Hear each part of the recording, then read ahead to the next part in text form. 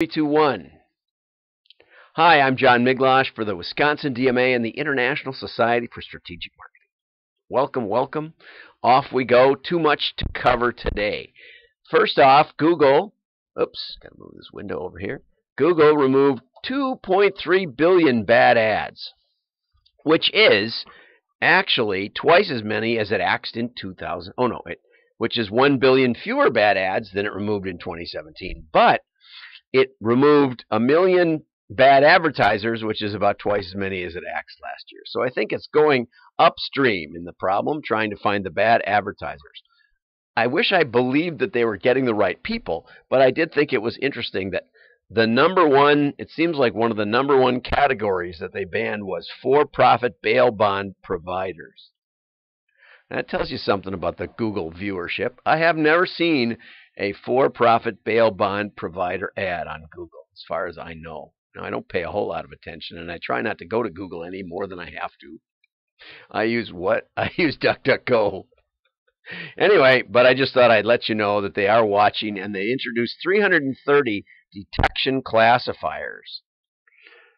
I'm not sure if that's a classification or if that's a person. But if it's a person, it's a heck of a way to talk about people, as detection classifiers. I don't know. Can't tell. It's going to be more and more like that as we go. Okay, and on that note, let's go over to something totally silly. We'll go over here and play this ad. Coors Light wants to refresh the conversation. Bud Light has been trying to pick a fight lately. But 80% of drinkers would rather enjoy a cold, refreshing beer. Yes, true. Introducing the Coors Light. The first smart beer tap that listens for Bud Light negativity and lights up when it finds it, signaling the next round of Coors Light is on us. The more they keep talking, the more we keep refreshing. There you go. So I'm not sure how this works. Are they going to listen in to all conversations in bars? And if someone is negative about Bud Light, does it light up? Or does it have to be Bud Light talking negative about Coors? You see the problems with AI? It's very difficult. And would anyone want another round of Coors Light? Why don't you just give us water? Oh, man. Sorry. I just can't stand that stuff. I'm going to have some Sam Adams out in Boston next Wednesday night.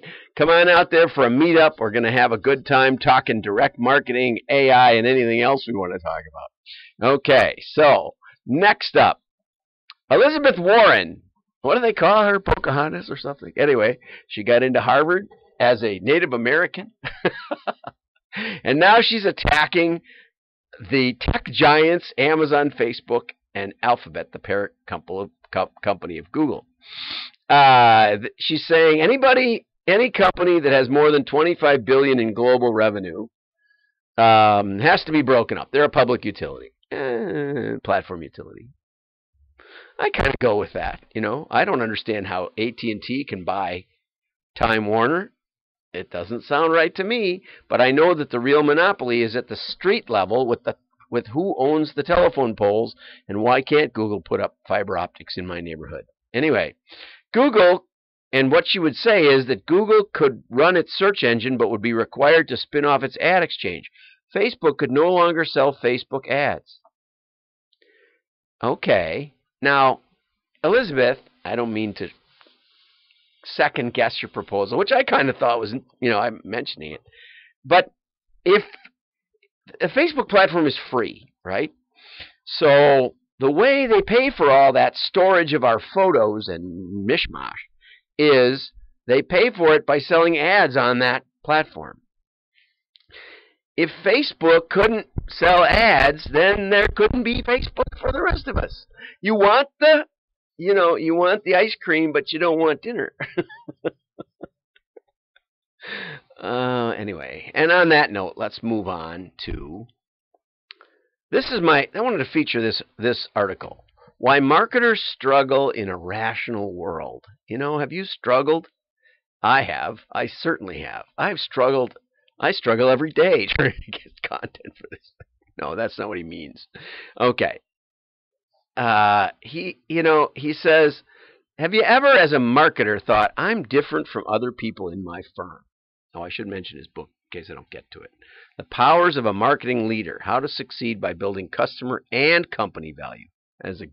That and maybe should be bold and in all caps. Anyway, so if you don't build that, you're there's nothing left. Then you don't get to build customer value after that, no matter what. Okay, many marketers are more sensual. And by sensual, I mean emotional, more emotional than their colleagues. Interesting, okay?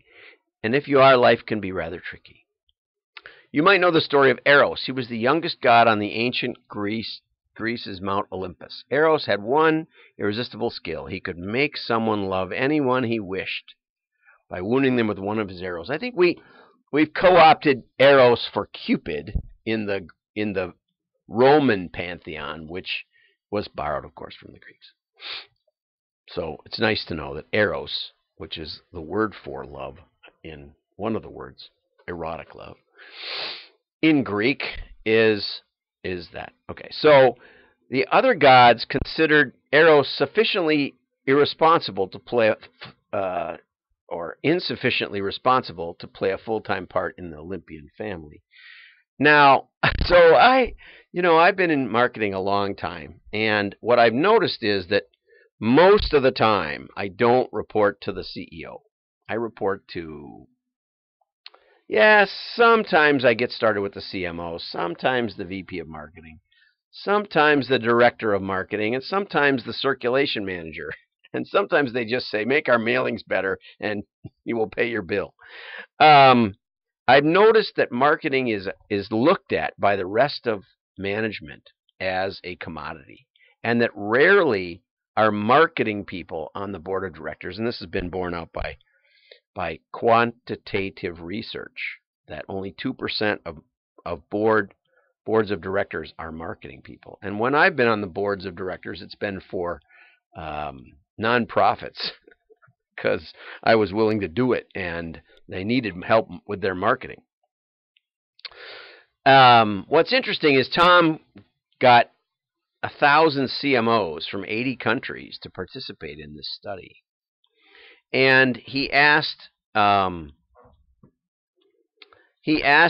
business school psychologist to look over our data, and she said marketers are like arrows. So that's where how that story got connected to marketers. But I gave a talk at Carroll University to the marketing students, and I said, if you really want to succeed in business, I would suggest going into finance. Forget about marketing.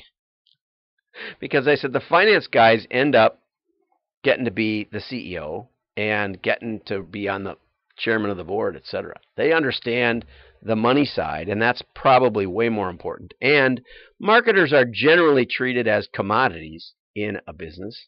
If things don't seem to be working, we fire the CMO, which is, again, a topic we've touched on, and we get a different one.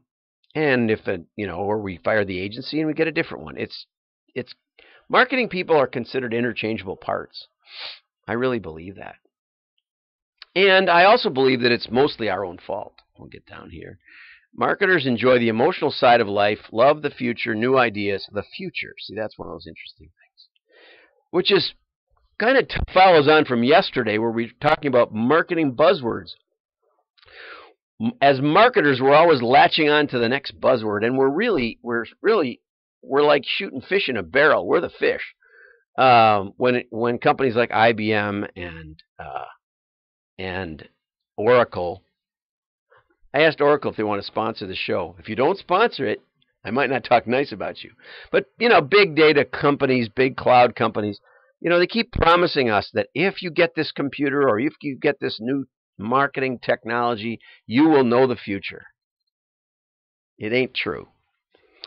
So if you need to function, you need to figure out performance. You need to figure out ROI.